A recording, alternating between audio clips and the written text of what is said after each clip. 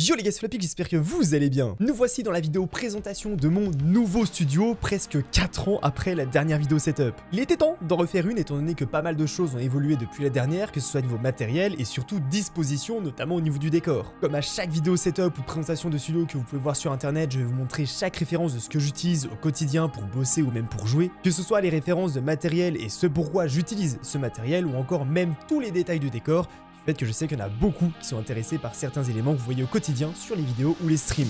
Et du coup...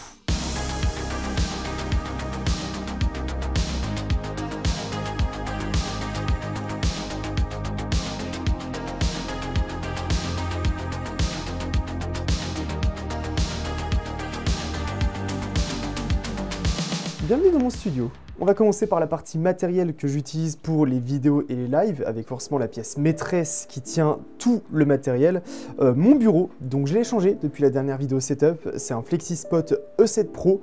Je voulais partir sur un bureau beaucoup plus épuré, donc je suis parti sur un bureau couleur bois foncé comme ça, qui en plus va super bien avec les étagères du décor. Donc c'est un 160 par 80 parce qu'il y a beaucoup de matos à caler là-dessus. Et l'avantage de ce bureau-là, c'est que c'est un bureau assis debout. Vu que je passe la plupart du temps de mes journées, même quasiment toutes les journées, assis pour bosser, que ce soit faire les lives, les vidéos, au bout d'un moment, il faut quand même que je me mette un petit peu debout parce que mon dos, j'approche de la trentaine, ça commence à piquer. Donc il y a un petit panneau de programmation qui permet de lever le bureau comme ça et même pré-enregistrer des dispositions de taille différentes. Bon, il y a du poids, c'est un peu long à monter des fois. Mais du coup, voilà, de cette manière, je peux au final bosser debout. Donc en général, je fais ça surtout en dehors des lives, quand je fais un peu de montage vidéo, que je prépare des scripts, etc. Et le gros avantage que ça, vu que je suis quasiment tout le temps dans mon bureau, que je sors presque jamais de chez moi, et j'ai fait en sorte de pouvoir marcher devant le PC pour quand même, voilà, encore une fois, aider mon dos à mieux se maintenir. Donc, je me suis pris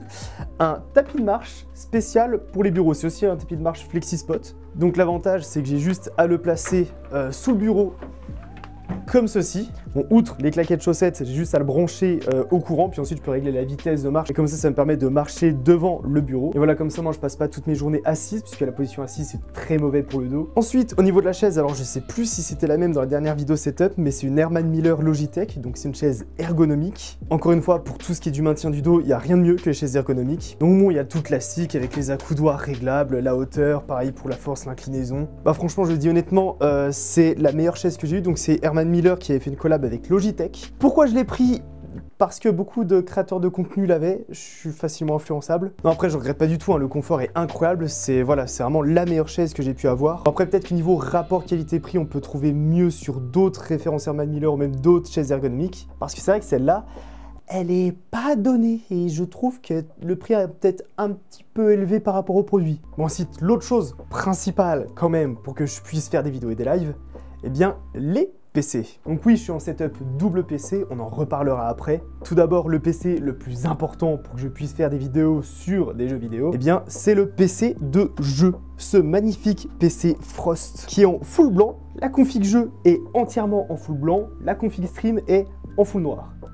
Très maniaque. C'est un PC prémonté qui m'a été envoyé par Cybertech et équipé de matériel AMD. Ils sponsorisent cette vidéo et grâce à eux, au moins, je suis équipé pour faire tourner Black Ops 7 comme il faut. Dedans, nous avons le AMD Ryzen 7 9800X 3D, le meilleur processeur pour du gaming, donc il est parfait vu que c'est mon PC de jeu. Pour les gamers exigeants, c'est un super rapport qualité-prix. Son cache 3D améliore les performances dans les jeux tels que Call of Duty, Warzone, Elden Ring. Pour faire simple, il est capable de réaliser plusieurs tâches en simultané sans ralentir.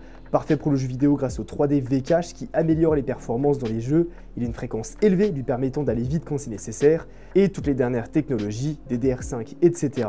Il est donc prêt pour le futur. Nouvelle carte mère, carte graphique. Ensuite, en carte graphique, nous avons la AMD Radeon RX 9070 XT. Carte graphique idéale pour jouer en 1440p ou 4K. Et vu que je joue en 1440p, c'est ce qu'il me fallait. Elle est idéale pour faire tourner les jeux modernes en toute fluidité. Pour faire plus simple, sa mémoire 16 Go lui permet de donner de très bons rendus sur des jeux exigeants en termes de détails graphiques.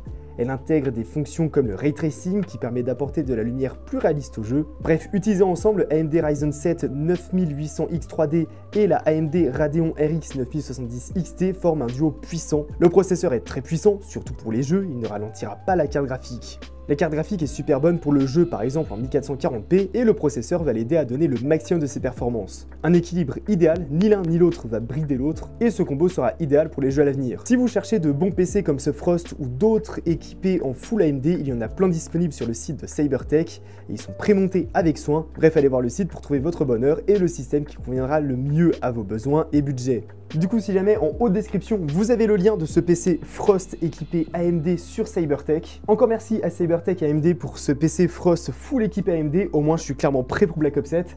Et merci infiniment à eux de sponsoriser la vidéo. Ensuite, l'autre élément le plus important, une petite photo de Yuki, ça c'est toujours à portée de main. Non, plus sérieusement, c'est du coup le PC de stream, parce que oui, je suis en setup double PC comme je vous l'ai expliqué. Pour la simple raison que faire des lives, ça peut facilement consommer des ressources, et donc potentiellement ralentir le jeu. Quand c'est un live simple, un seul PC ça suffit, sauf que je veux pas faire un live simple, je suis un petit peu exigeant. Non, c'est surtout, notamment quand une nouvelle map zombie sort, je fais beaucoup d'encodage. Donc en clair, un encodage, c'est quand tu vas enregistrer des éléments, quand tu fais un live, tu as un encodage, quand tu vas enregistrer, ça te fait un encodage en plus. Donc je live sur Twitch avec le logiciel de live qui s'appelle OBS, donc ça fait déjà un encodage. J'enregistre directement ce live sur mon ordinateur, ça fait un encodage supplémentaire, plutôt que passer par la VOD Twitch qui bride un petit peu la qualité.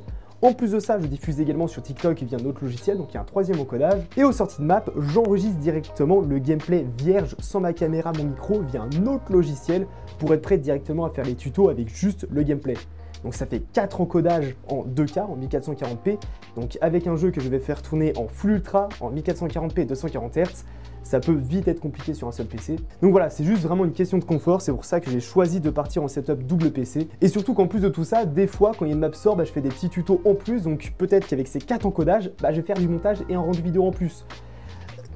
Et je le fais souffrir. Donc c'est pour cette raison que je suis en setup double PC. Niveau spec, carte graphique, on est sur quasiment la même que dans le PC Frost. Au niveau du processeur du PC de stream, c'est le AMD Ryzen 7 8700G qui inclut une puce graphique, donc je peux faire passer un encodage sur le processeur et les autres sur la carte graphique pour ne pas saturer l'un des deux à tout mettre sur un seul élément. Bon, le classique aujourd'hui, mes deux PC sont en 32 Go de RAM. Et dans le PC de stream, j'ai un boîtier d'acquisition. Donc un boîtier d'acquisition, c'est une carte vidéo que je branche directement sur la carte mère pour avoir moins de délai de latence entre la capture du jeu et au final l'image du jeu que je vois. Donc la carte vidéo, c'est ce qui va me permettre vraiment de capturer le jeu. En clair, il y a un câble qui part du PC de jeu jusqu'à la carte d'acquisition, donc la carte vidéo qu'il y a dans cet ordinateur-là en HDMI, et il y a un autre câble qui part sur un écran pour me rediffuser le truc. Donc, vu que le jeu passe dans la carte vidéo va capturer le jeu. Donc c'est un Elgato 4K Pro. L'avantage de cette carte vidéo Elgato 4K Pro, c'est que déjà elle est directement branchée sur la carte mère, donc il y a moins de latence entre le jeu et l'affichage sur le logiciel de capture. Et surtout, c'est l'une des rares cartes de capture à pouvoir être utilisée sur différents logiciels à la fois. Et comme j'ai expliqué, j'utilise OBS pour les lives, donc il y a déjà la carte de capture qui est inclue dedans. Et je peux en plus de ça l'utiliser dans le logiciel Elgato dédié pour capturer le jeu tout seul, sans mon micro, ma caméra, pour avoir les rushs pour faire les tutos. Donc au final, mon PC de jeu, c'est littéralement comme une console, il n'y a que le jeu dessus. Ensuite, au niveau des écrans, oui, j'ai 4 écrans. Ça chauffe beaucoup la pièce, là je suis déjà en train de mourir de chaud. Donc déjà, cet écran-là, c'est pour le PC de jeu, c'est le seul écran qui est relié au PC de jeu. Donc c'est un Samsung Odyssey G7, 32 pouces, 1440p, 240 Hz, bref, ce que je fais littéralement pour les vidéos. Maintenant, toutes mes vidéos sont 1440.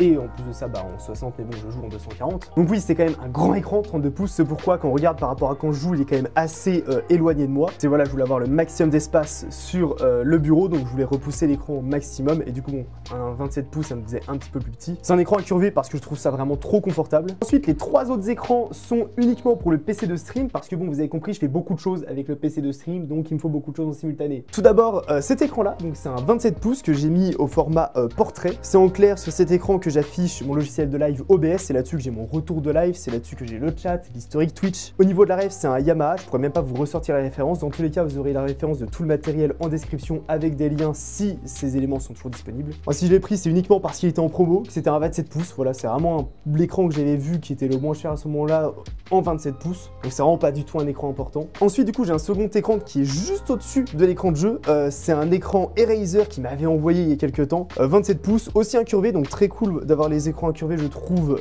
au centre. Il fait du coup, il me semble, du 1440 et 165 Hz, un peu overkill pour un PC qui me sert globalement pour la bureautique. Mais du coup là-dessus, je vais afficher Discord et ma page internet, comme ça si j'ai besoin de regarder des trucs rapidement, j'ai juste à relever les yeux et j'ai directement tout à disposition. Bon, et ensuite, j'ai encore plus overkill pour juste faire du live, pas de jeu, etc.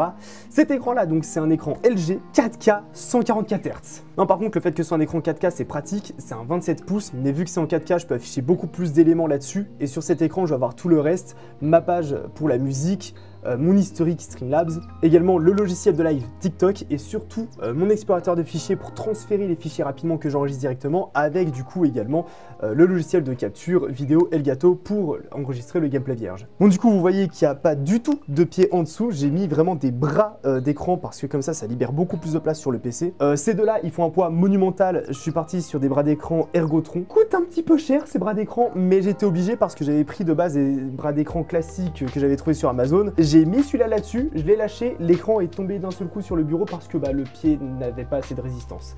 Ils sont vraiment très lourds. Et sinon pour les deux autres là, là c'est un bras du coup d'écran, on va dire taille haute pour vraiment le mettre en hauteur. Et là c'est un bras d'écran tout à fait classique également, les deux je les ai trouvés sur Amazon, encore une fois les références sont dans la description. Petit détail supplémentaire, vous avez peut-être remarqué ou non, une petite screen bar ici. Donc ça paraît rien, mais premier degré, c'est vraiment ultra reposant sur les yeux. Donc en fait c'est une petite barre de lumière qui vient rajouter de la lumière devant.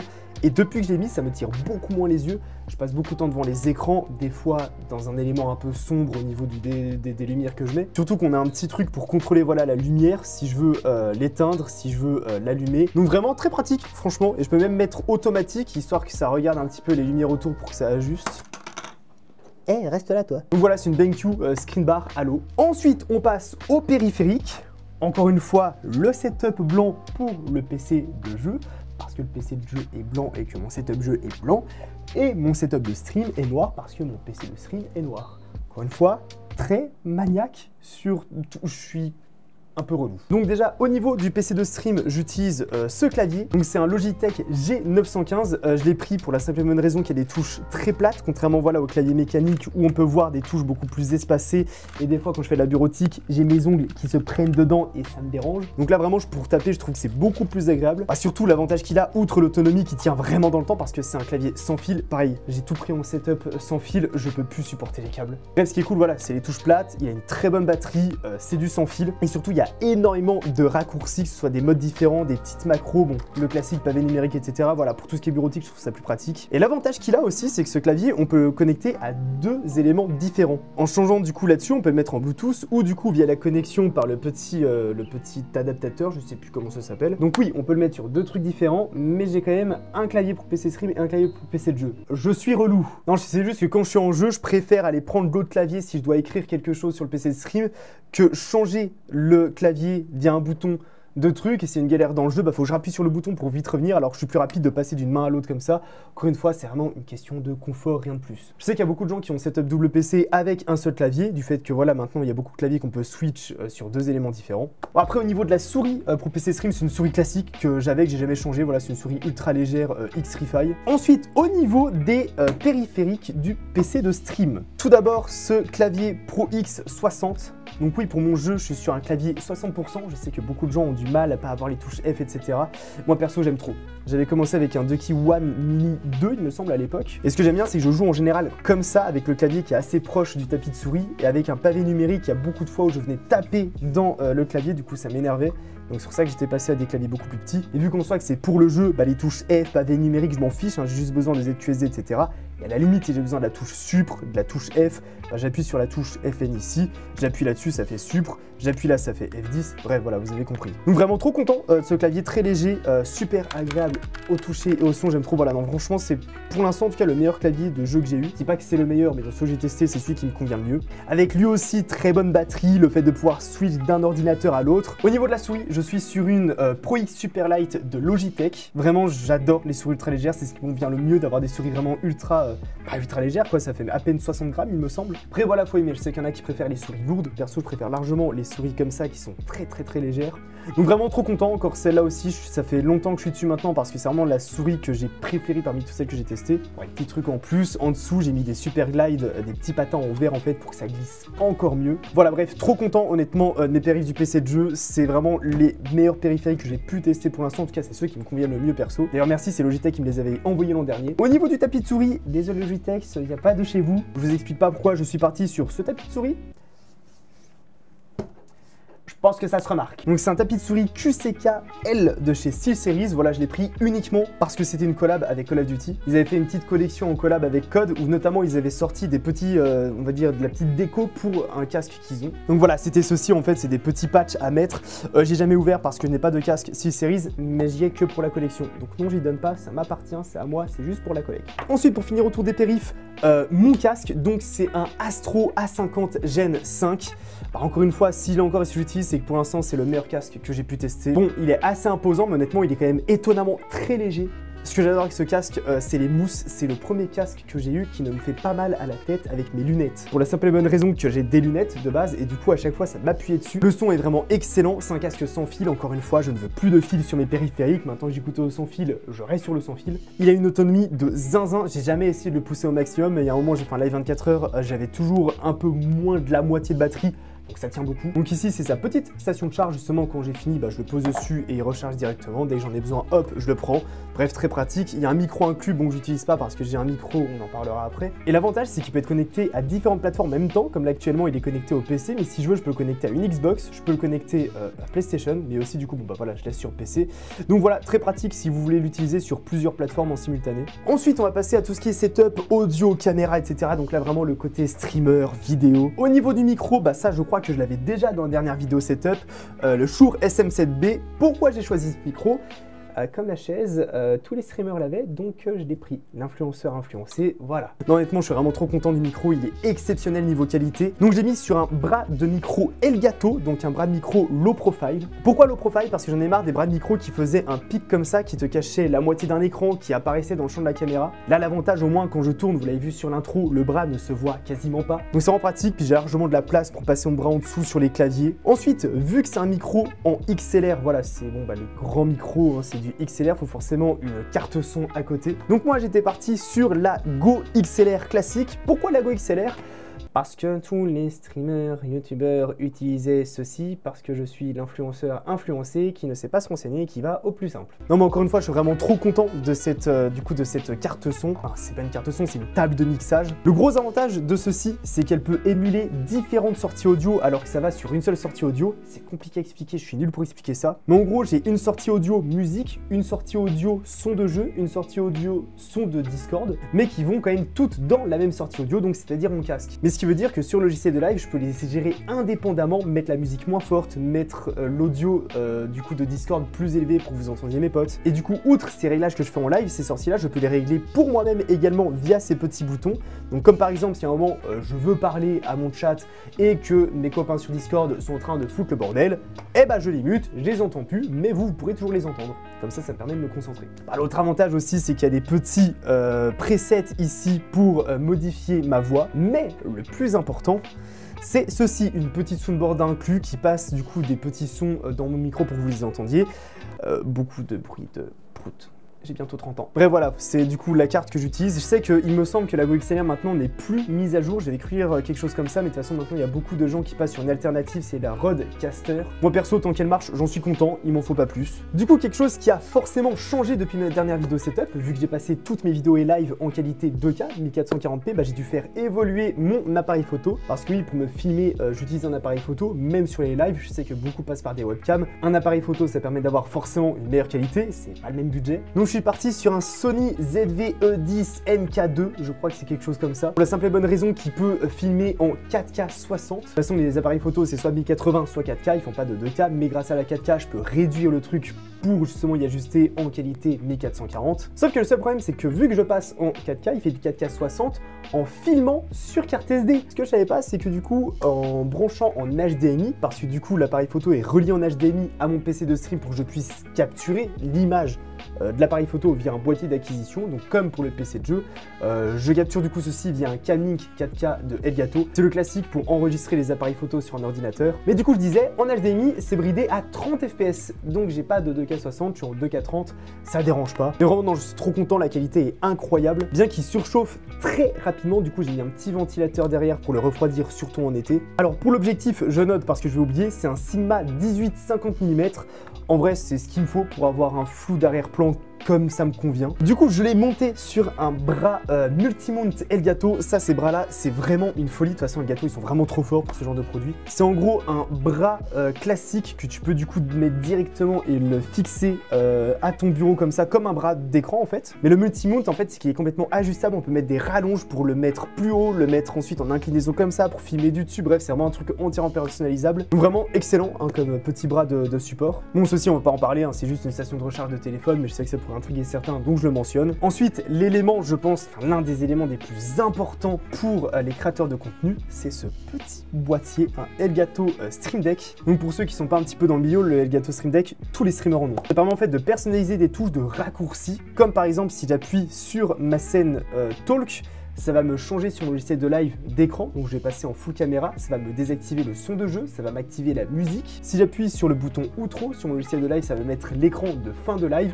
ça va couper mon micro, couper l'audio du bureau, couper la musique. Bref voilà, vous avez compris, ça permet de faire beaucoup de raccourcis à la fois. Pas que pour le live, je sais qu'il y en a beaucoup qui utilisent ça aussi pour des raccourcis sur les logiciels de montage. Ça me permet également de gérer ma musique, play, pause, etc. Bref voilà, c'est un boîtier pour des touches de raccourcis et surtout pour les logiciels de live, c'est vraiment trop pratique. Ensuite, il me semble, pour finir, la partie matérielle, mes lumières, alors je crois que de toute façon, je crois que je les ai depuis peut-être 8 ans. Donc c'est des Elgato Keylight, il y en a deux pour éclairer, on va dire, chaque côté de mon visage pour que ce soit assez homogène. En besoin de les présenter, c'est aussi les lumières que beaucoup de créateurs de contenu utilisent, que l'avantage c'est qu'elles sont connectées en Wi-Fi, donc complètement ajustables depuis l'ordinateur ou même depuis le Stream Deck. Comme par exemple, j'appuie sur un bouton, hop, ça va éteindre directement mes lumières depuis ça, et si jamais, hop, je peux les rallumer comme ceci avec un bouton. Sur mon bouton, c'est configuré pour directement régler la luminosité, la teinte, la chaleur. Bref, voilà, ce qui est pratique, c'est que je peux les ajuster comme je veux et en plus de ça, les connecter à mon Stream Deck pour les contrôler en 2 clics. Ah, puis autre chose très important, forcément, pour ne pas salir un bureau comme ça, il faut des dessous de verre exceptionnels pour reposer un magnifique shaker au lit. Un petit dessous de verre, voilà, je le mentionne, mais quand même, les anciens reconnaîtront les dessous de verre de l'édition collector de Black Ops 3.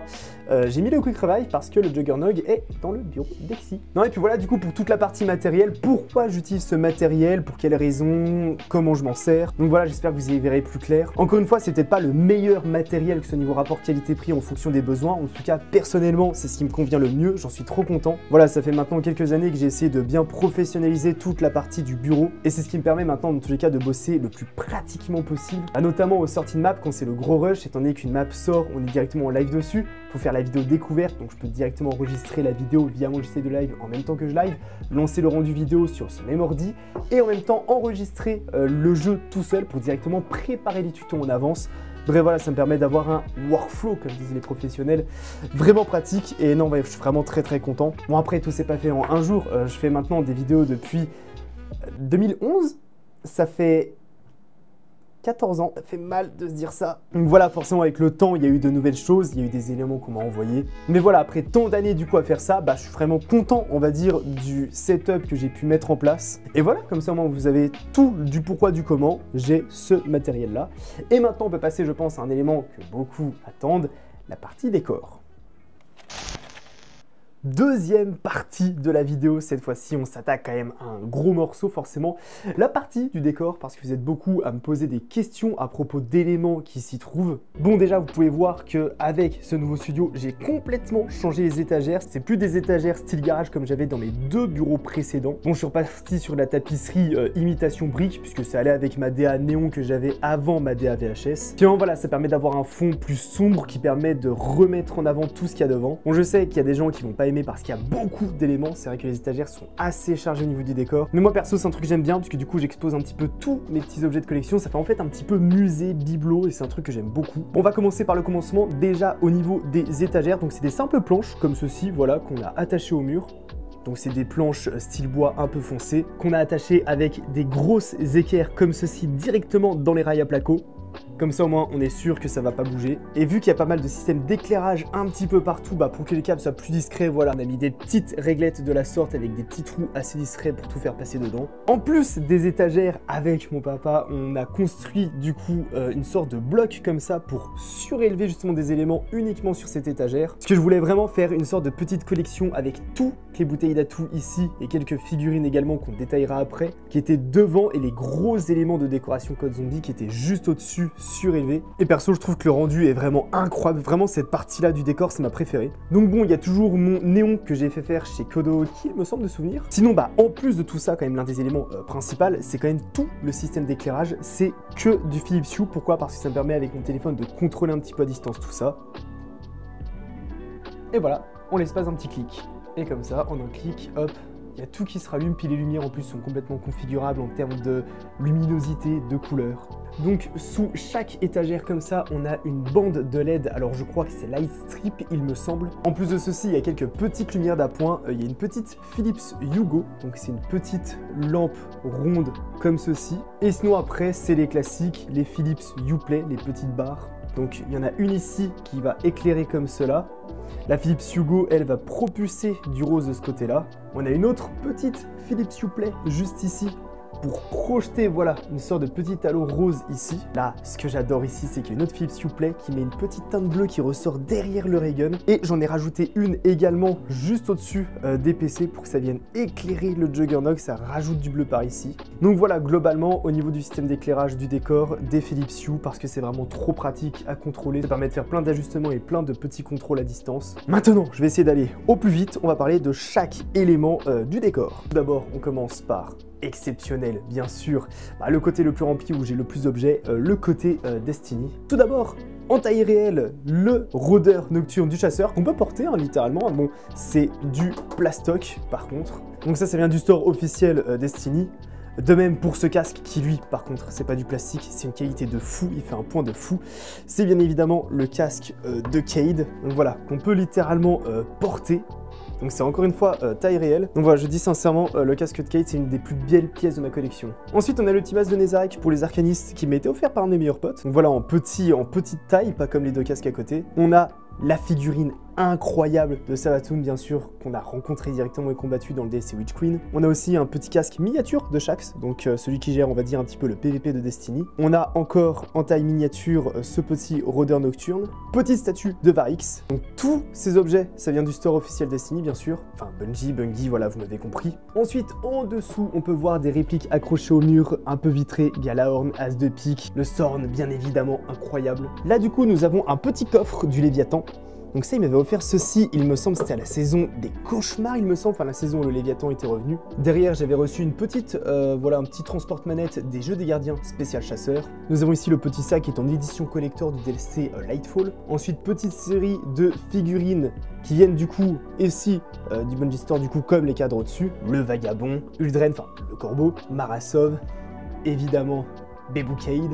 Devant une petite série de figurines pop, bon je sais les pop on aime ou on n'aime pas, Zavala, Cayde, Cropta qui me semble qu'il vient que d'un shop disponible aux US et du coup c'est ma chérie pour mon anniversaire qui me l'avait offert, elle l'avait trouvé sur le bon coin, Athéon, Oryx, Cayde avec le pistolero. Ensuite on passe aux éditions collector. Tout d'abord, Petit Puka aussi, donc l'édition collector du DLC Lightfall. D'ailleurs là je me suis trompé, hein, c'est pas Lightfall, c'est Beyond Light. Ensuite l'édition collector de Witch Queen, donc voilà, Spectre de Savathûn, qui en plus de ça peut être branché en fait et met plein de sons différents. C'était un petit peu des messages codés, c'était très sympa, mais bref, c'est surtout pour le spectre que je l'ai pris. Ensuite, l'édition collector réplique de la tour de Destiny 1, bien évidemment, avec des petits Cayde, Zavala, Ikora miniatures. Donc édition collector de Fanal Shape. Encore une fois, Fanal Shape, un des meilleurs moments jeux vidéo de ma vie. Ça, c'est une carte que j'avais reçue avec la carte taille réelle de Cayde. Je l'avais reçue au moment de Fanal Shape, c'est du coup Destiny qui me l'avait envoyé. Ça, c'était un petit patch de l'édition collector de Beyond Light, justement, je vais y arriver. Ça, c'est une réplique d'une pyramide aussi, qui jouait des couleurs, je crois qu'il y a une sorte de message chiffré aussi, bon, il n'y a plus de batterie, mais voilà, petite réplique du coup, aussi édition collector de Beyond Light. Alors celui-là, plus de batterie également, mais du coup c'était l'édition collector de Destiny 1, un spectre qui parlait vraiment, qui s'allumait, voilà, avec du coup des petites animations et tout. Ensuite, en plus de ceci, il y avait une pièce étrange qui venait du coup de l'édition collector de... Enfin collector, c'était une édition un peu spéciale de Taken King de Destiny 1, pièce étrange du coup. Ensuite, pièce incroyable de ma collection, l'édition collector du dernier DLC, du coup Edge of Fate, voilà, réplique de l'arcaniste titan et chasseur. Là, vraiment par rapport à ma main, la figurine est quand même assez imposante, mine de rien. J'avoue que par rapport à Edge of Fate, bon, je vois pas trop le rapport, j'espère un truc plus en rapport avec une nouvelle destination ou quoi, mais en tout cas la pièce est incroyable. Il y avait ça aussi qui était fourni avec, je crois que c'est une sorte de petite boussole ou je sais pas trop. Si j'arrive à l'ouvrir, bref, voilà. Donc bref, très stylé. Ensuite, on passe encore à l'étage en dessous. Bon bah là, c'est un petit peu tout qui est en vrac, si on peut dire ça comme ça. On va commencer par ici, donc tous les livres qui étaient dans les éditions collector, l'édition collector des deux jeux classiques. Celle-là, je sais plus c'est lesquels, voilà, c'est à chaque fois il y a des petits livrets, des trucs de lore. Là, mes petits steelbooks, bien sûr, Destiny, Destiny Taken King, Destiny 2. Les livres de grimoire qui sont tous là au complet, la full collection, donc c'est des livres pour en apprendre plus sur le lore. Donc oui, j'ai pas précisé ça, bon j'y avais un peu trouvé en magasin ou sur internet. Les statuettes, tout dans le Bungie Store, pareil pour tout ceci. Et puis là de toute façon c'était les éditions collector. Donc ça c'est édition collector, ça c'est aussi Bungie Store. Petite peluche d'un verre de la ruche qui vient aussi du coup du store officiel Destiny. Bungie, hein, vous dites comme vous voulez. Là ici c'était trop mignon, c'était un petit spectre en fait Noël, donc vous y voyez en couleur un peu pain d'épices. Et en fait chaque pièce était assemblée, c'était un calendrier de l'avant et chaque jour on avait une pièce pour assembler ce petit spectre. Ça il me semble c'est pour la précommande de Destiny 2 chez Micromania. Là du coup c'est la bague du raid d'Oryx. Forcément je l'ai pris parce que Oryx c'est Gun King, bref vous avez compris, j'en suis fan. Petite pop supplémentaire de Cayde. Donc ça c'est eux qui me l'avaient aussi envoyé, mais ça se trouvait chez Control Freak, mais du coup je les avais eu gratuitement par Destiny. Voilà, c'est des petits Control Freak, donc on fait des petits joysticks aux couleurs de Final Shape. Bon bah là un petit canard du vagabond. Voilà, bref. Ça aussi, Bungie Store, petit spectre aux couleurs des chasseurs avec le serpent des chasseurs. Bungie Store également, des petits, on va dire, voilà, les trucs pour se détendre, je sais plus comment ça s'appelle, aux couleurs des engrammes. Il n'y a pas l'engramme vert, parce que bah, de toute façon on en a quasiment plus et c'est Exy qui l'a récupéré. Là aussi, Bungie Store, c'est une petite lampe 3D en fait qui, voilà, vous pouvez le voir, qui flotte en l'air, du coup, du voyageur. Donc, vraiment très stylé, voilà, je sais que ça hypnotise pas mal les gens en live, donc je vous laisse admirer ceci pendant très longtemps, autant de temps que vous voulez.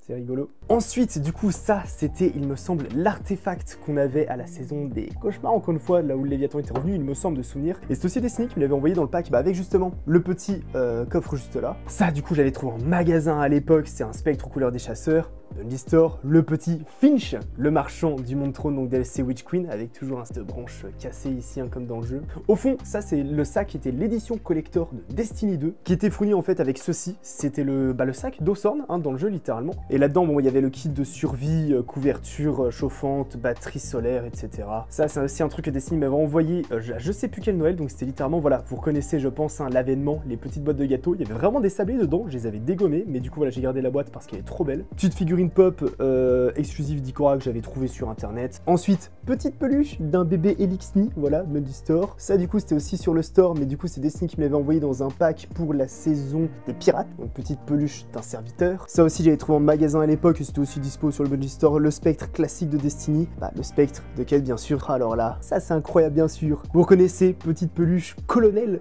avec forcément la ref à Cayde, parce que dans la campagne de Destiny 2 à la base, il y a une cinématique où Cayde a une poule dans ses bras, et puis la poule on la retrouve dans la mission finale, enfin dans la cinématique d'une des dernières missions. Donc voilà, c'est un petit peu resté. Au fond, petite statuette de Shax, qui passait plus ici parce que j'ai plus de place, avec un petit comic collection Destiny qui vient aussi du store, bref, Bungie Store, Bungie Store, Bungie Store. Store, vous avez compris au bout d'un moment, ça vient quasiment tout du Bungie Store, sauf quelques trucs trouvés sur internet, genre des figurines pop, ou les éditions collector, ou des produits qu'on m'avait envoyés, genre ceci. Et je crois qu'on a fait le tour de Destiny. Maintenant, on passe au côté Call of Duty. Bon, alors l'étagère en bas, c'est littéralement le vrac. J'ai stocké tout ce que j'ai pu. Vous savez quoi? On va commencer par là-bas. Donc tout d'abord, petit comics Black Ops 4 KO. Donc le comics sur le Maroc, donc là où Alistair rencontre Bruno. Ça, je crois que c'est dans l'édition collector de Black Ops 4. En dessous, on a un petit blueprint de la DG2 qui était disponible dans la DG2, achetable sur le Call of Duty Shop officiel. On en reparle après. Il y avait eu aussi ça, je crois que j'y avais eu à une PGW, un truc comme ça, c'est des pins globalement. Ensuite, petit réveil, bon singe, que j'ai jamais branché, j'avais trouvé sur Amazon à l'époque. Derrière, nous avons ici des petits dessous de verre aux couleurs des atouts qui viennent du Call of Duty Store officiel. De même pour ce petit thermo, cette petite tasse, voilà, qui vient du Call of Duty. Derrière, on a des pins, des personnages du chaos qui vient de l'édition collector de Black Ops 4. Bon, ça, je vous ai montré tout à l'heure, hein, voilà, c'est tombé derrière. Ça, c'était une lampe 3D que j'avais trouvé sur Amazon aussi, voilà, qui peut s'éclairer de différentes manières. Bon, j'ai pas envie que ce soit Noël, donc en général, je le mets comme ça pour une petite animation en fond. Nous avons ici une reproduction style figurine pop de Richthofen, donc ça venait d'un shop, un ancien shop d'une créatrice de contenu zombie à l'époque anglophone qui s'appelait Bleaching Queen. Elle faisait des trucs un peu maison.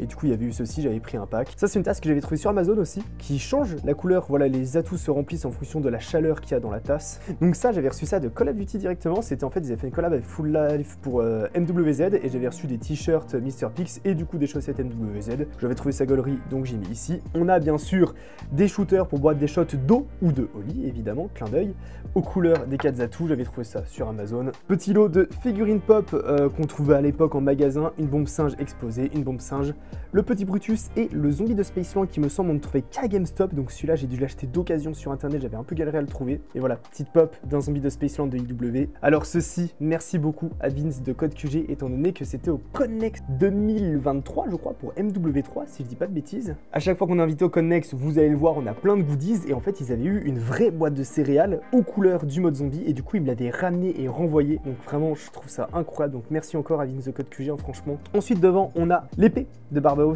pour le zombie de World War 2, qui était inclus dans l'édition collector de World War 2, dont on reparlera après. Petit joystick Quick Revive chez Control Freak, qui sont plus dispo, mais qu'ils avaient fait à l'époque. Donc voilà, des petits joysticks pour manette. Petit porte-clés Fire Sale qui venait du pack que j'avais acheté du coup dans le store de Glitching Queen, qui me semble n'existe plus maintenant dans tous les cas. Il avait fait aussi ceci. Bon, désolé pour la petite poussière qui reste, j'ai fait le ménage comme j'ai pu. Les petits du coup porte-clés munitions max, il y avait aussi ça dans le lot, voilà, la petite carte d'agent du nouveau départ de Black Ops 3. Donc c'est une vraie gomme, au cas où, voilà, pour le rapport au nouveau départ. Ensuite, ça, c'est du coup la fameuse lampe 3D qui est sortie il y a peu de temps sur le Call of Duty Shop avec Otaku. Donc Otaku, ils ont déjà bossé avec Call of Duty sur des produits dérivés dont j'ai été très déçu, dont le Néon Mr. Pix où la résistance a pété en l'espace de 2 jours. Et vous allez le voir, bref, j'ai toujours été un peu déçu de la qualité des trucs Otaku, mais bon, voilà, ça ne regarde que moi.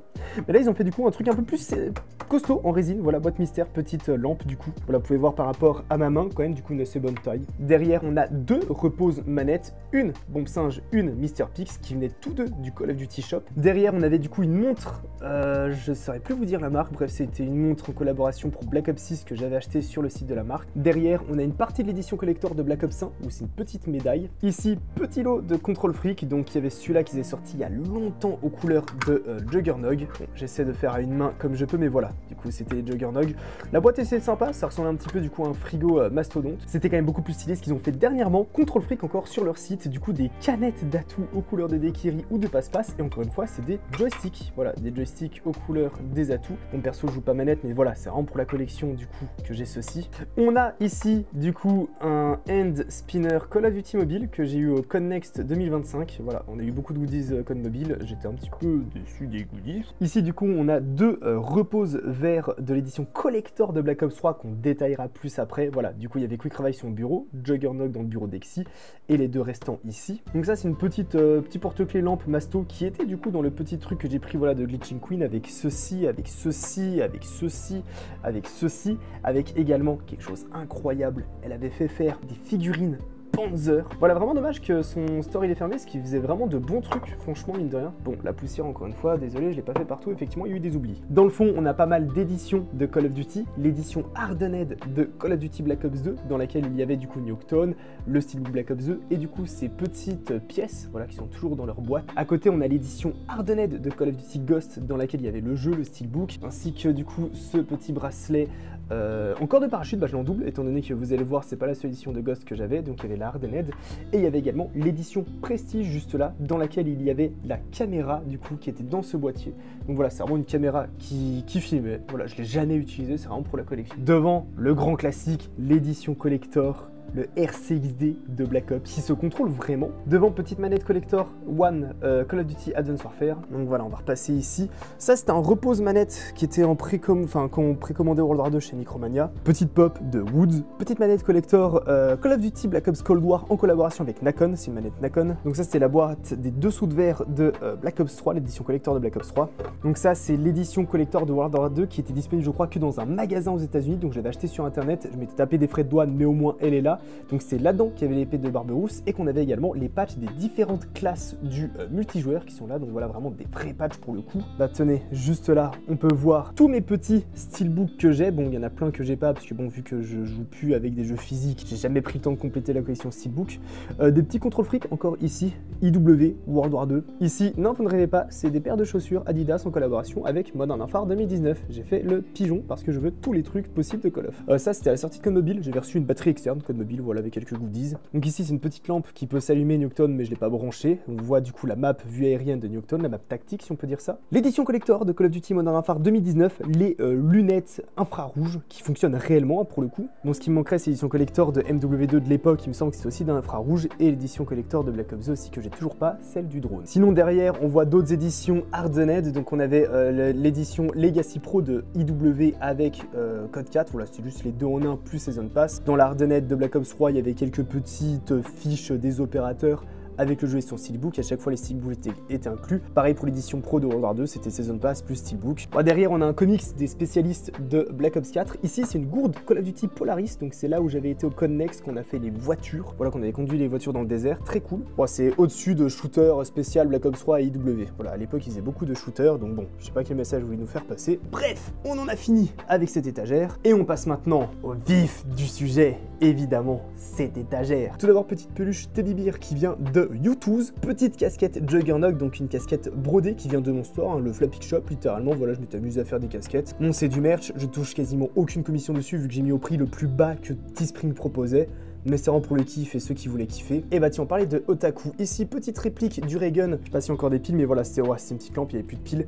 Mais qualité ultra cheap. C'est du vieux plastique, je crois qu'il coûtait 40 € le truc. Donc voilà, ça venait de Otaku. Et très déçu de la qualité du truc. C'est vraiment du vieux petit plastoc, tout petit, à peine solide. Bref, c'est pour ça que je l'ai mis dans le fond. Je l'avais acheté parce que je fais le pigeon avec tout ce qui est de Call of. Mais très déçu de ce produit-là. Ensuite, c'est pas des figurines pop, mais c'est des équivalents. C'est des figurines U2. Voilà, ils sortent beaucoup de figurines sur leur site qui sont aussi achetables sur le Call of Duty Shop. En général, du coup, ça arrive par vague, donc c'est très vite limité. Du coup, je les ai toutes prises, littéralement. Il y a eu le Brutus, le chien de l'enfer, Richthofen avec le Raygun clé d'invocation, Speed Cola, la boîte mystère avec le Teddy, Melee Macchiato, la machine d'atout, le Pack-a-Punch avec un Raygun, la machine d'atout Juggernog, et surtout, le Mr. Pix Mauer der Toten, la petite boîte de nuit. Bon, après, je les présente plus, mes répliques des bouteilles d'atout fait maison, si ça vous intéresse. J'avais fait un tuto à l'époque qui remonte, hein, le tuto il y a presque 10 ans bientôt. C'est l'une des vidéos les plus populaires de ma chaîne et une des vidéos des plus vues, en tout cas à l'époque, hein. C'est une vidéo qui avait extrêmement bien marché. Voilà, où je vous présentais comment faire les bouteilles d'atout dans la vraie vie. Le tuto est dispo sur la chaîne, bon, un petit peu vieilli, j'étais jeune, ça date d'il y a presque 10 ans,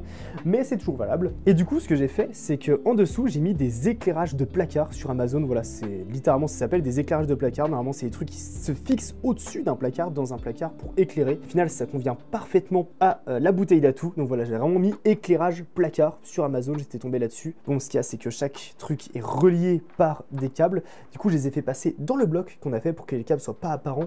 Et les câbles redescendent directement ici. Bon, là, c'est un peu plus le bordel, mais c'est hors champ sur les lives, donc ça me dérange pas trop. Mais voilà, tous les câbles passent là, étant donné qu'ils passent à plusieurs reprises. Voilà, désolé pour les petits coups de caméra, c'est mon logiciel, je sais pas ce qu'il fait, je filme au téléphone, je fais comme je peux. Mais voilà, vous voyez du coup tous les câbles qui passent comme ça. Donc oui, voilà, désolé, c'est un peu abrupt, hein, je filme vraiment avec mon téléphone. Parce que je voulais que l'appareil photo reste ici pour la vidéo et que vous voyez vraiment le setup tel quel. Ensuite, j'oubliais toute cette partie. Donc des peluches qui nous viennent de chez U2, encore une fois, voilà. Donc U2, c'est ce petit site, voilà, qui font pas mal de trucs en collaboration avec Call of Duty. Petite peluche, Gobblegum, accro des atouts, il y avait plein d'autres Gobblegum, mais 30 balles la peluche, j'en ai pris qu'une seule, autant te dire que voilà.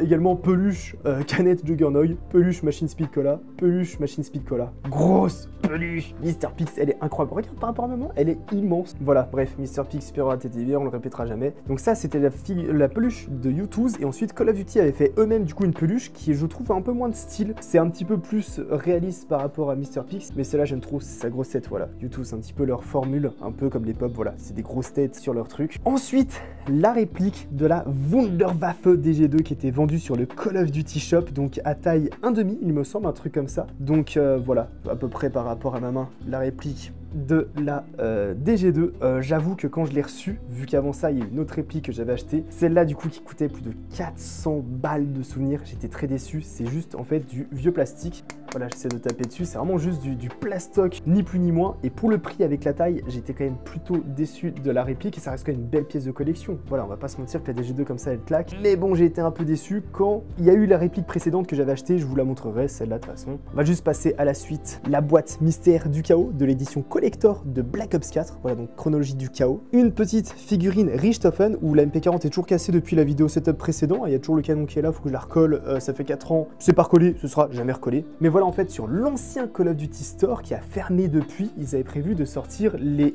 figurines des 4 persos Primis, du coup comme ça. Le store a fermé entre temps, il y a eu que Richthofen. Je l'avais acheté, il y avait eu des frais d'expédition de fou furieux, je m'étais pris des frais de douane de fou furieux, bref la figurine m'avait coûté 2 fois son prix, mais au moins c'est quand même une très belle pièce, très bonne qualité, c'est pas du plastique hein, franchement c'est vraiment très clean. Ensuite, au Connex, on a eu un Labubu, je sais pas ce que c'est, j'ai découvert ça quand j'ai ouvert le truc, je connaissais pas du tout ce délire, j'étais voir sur internet, il y avait eu une vraie hype autour des Labubu. Je comprends pas, je commence à être un boomer. Juste ici, petit porte-clés, enfin petit quand même pour un porte-clés, il est colossal. Bon singe qui vient aussi du Call of Duty Store. Là, évidemment incroyable, ce magnifique shaker Oli, voilà que j'avais fait en collaboration, un style Flapix Perk, voilà comme vous pouvez voir qui n'est plus disponible, il était limité à 600 exemplaires, tout s'est écoulé très rapidement, donc malheureusement il n'est plus disponible. Et ensuite, c'est cette réplique que je vous parlais, le Raygun taille réelle pour le coup. Donc la DG2 c'était du simple plastique, là on est vraiment sur de la résine, enfin bref c'est vraiment de la, je le dis honnêtement, c'est de la giga qualité de fou furieux. Donc voilà, le Raygun taille réelle, enfin, de toute façon voilà, c'est vraiment des matériaux incroyables, la réplique est magnifique, il y a tous les détails possibles. Son support c'est la boîte mystère, il y a également ici normalement les LED qui s'allument en jaune, le bleu ici s'allume mais bon il n'y a plus de piles depuis le temps. Bon le prix on va pas le citer, hein, c'était pas loin de 2 fois le prix de la DG2. En même temps quand tu vois les matériaux, franchement je veux dire par rapport à la pièce de collection que c'est, le prix ne m'avait pas tant choqué au final, j'avais eu très peur quand il y a eu l'annonce, j'étais en mode mais ils ont pété un plomb sur le prix. Je l'ai acheté parce que je suis un pigeon, au final je l'ai reçu, j'ai vu la qualité du truc, vraiment incroyable, c'est l'une des plus belles pièces de ma collection. Mais bon voilà, en gros il était à peu près à 650 $, ça fait cher pour une pièce, mais bon encore une fois c'est pour le décor, c'est mon taf, c'est ma passion, voilà. Mais quand je voyais que à 1,5 fois moins cher, on avait cette mini DG2 en plastoc, celle-là elle m'a fait chier. Celle-là franchement j'étais en mode ouais le prix je l'ai eu en travers de la gorge. Mais ouais, elle est jolie.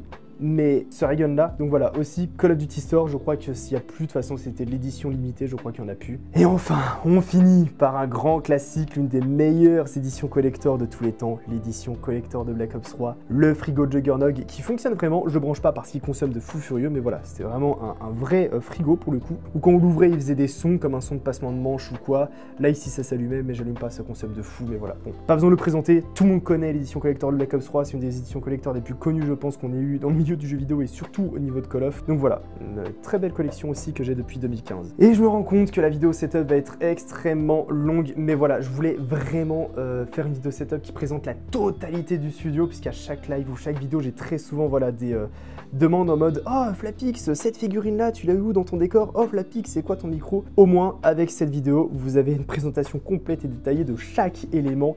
Ça permet de répondre à tout le monde. Voilà, je voulais pas faire une vidéo studio en mode « Ah voilà, du coup mon décor, je l'ai organisé comme ça, il y a tel éclairage.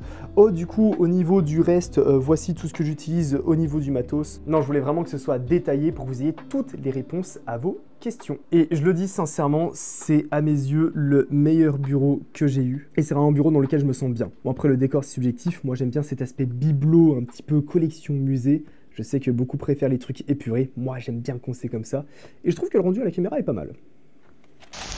Et bien voilà les beaux-mâles, cette vidéo touche à sa fin, j'espère vraiment qu'elle vous aura plu. Bon, je suis pas habitué à faire ce format de vidéo, donc j'espère que ça aura été. Au moins comme ça, vous avez vraiment toutes les références de mon studio et un aperçu de à quoi ça ressemble si vous n'êtes pas à cet endroit-là. Donc voilà, après tant d'années à faire des vidéos, bah franchement, je pense que c'est littéralement mon studio de rêve. Encore une fois, c'est un studio qui a vraiment été pensé pour que ce soit le plus carré possible, même au niveau du décor, tout a été calculé pour que ce soit les bonnes dimensions de planche, tout par rapport à la caméra. Bref voilà, perso je suis super bien ici et je pense que c'est une des raisons de pourquoi je passe autant de temps dans ce studio. Encore une fois, si besoin, toutes les références encore disponibles seront en description. Encore une fois, merci à AMD et Cybertech pour l'envoi de ce PC Frost. Si jamais vous cherchez des PC prémontés équipés full AMD, vous trouverez votre bonheur, vous avez le lien du PC en description. Et puis bah voilà, vous aurez enfin eu cette vidéo setup après presque 4 ans d'attente. Avant de quitter la vidéo, si vous avez apprécié celle-ci, n'hésitez pas à liker et abonnez-vous pour ne rien rater. Et en tout cas, merci à vous d'avoir suivi la vidéo jusqu'au bout. Sur ce, prenez soin de vous et à la prochaine. Bande de beaux mâles.